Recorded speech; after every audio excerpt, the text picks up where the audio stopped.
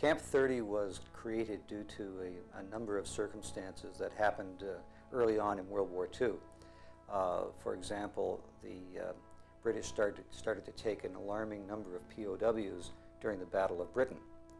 They also were taking a lot of prisoners in North Africa, and later on with the Kriegsmarine, with the Donitz's U-boats.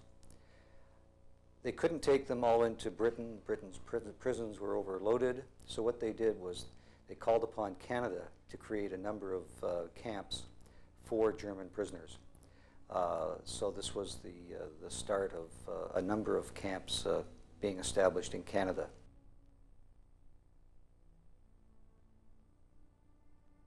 I think it was a comfortable environment, and it was one of the things, you know, that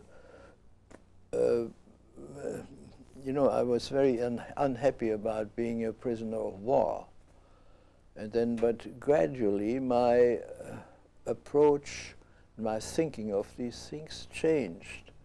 I said, well, after all, this is now this lousy war who never comes to an end, and there are terrible losses on both sides everywhere, and I'm a prisoner of war. I'm kind of protected. I'm just sitting here and waiting till the war is over,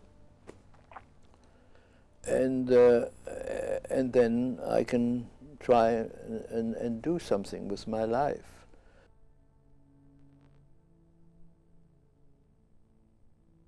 I came aboard U-99, and the captain was Lieutenant Commander Kretschmer. And we went out, had a very successful patrol, and sank a lot of ships. But finally they caught up with us, and that I was a guest of the British king most of the time behind barbed wire.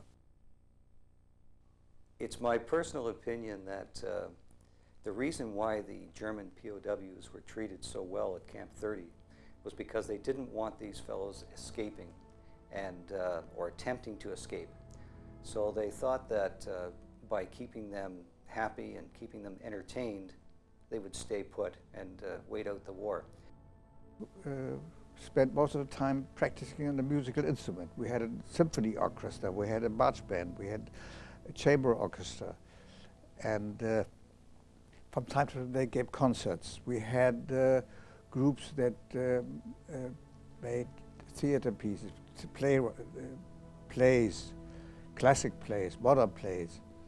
In the winter you could do some skating, and in the summer tennis. I tried to do lots of tennis. Hitler ordered Allied POWs to be shackled as well. Winston Churchill learned of this, of course, and he then ordered that 100 POWs from all Allied camps be shackled as well. We said, come on, no German officer will ever be willing to let himself be shackled. So if you want to have us, you have to get us.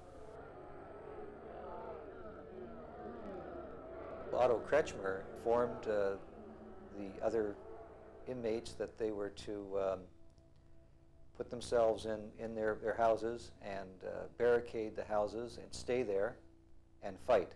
It dissolved itself very fast, and the Canadian Guards were very easy and didn't really take this as serious.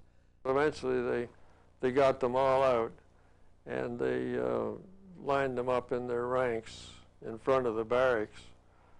And I always remember what happened next, because it's so much like all the POW stories that you see on post-war movies. They laughed at us.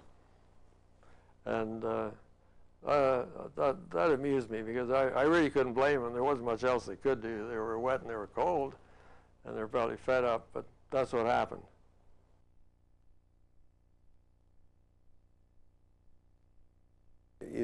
If as an officer in Germany, in the German history, when you say, yes, I give you my Ehrenwort, that's so and so and so, then it means it's really true and I will stick to it. Well, we were accustomed to be a prisoner of war already since 1 year. We stayed behind barbed wire. We were used to that. But what we saw when we arrived at Bowmanville was we had to rub our eyes, because this was something like paradise. And we not only were astonished, but we really were gracious that this, we're grateful that we got such a treatment as prisoners of war. And this lasted all the years in Canada. So we are very grateful to Canada for the treatment they gave to German prisoners of war.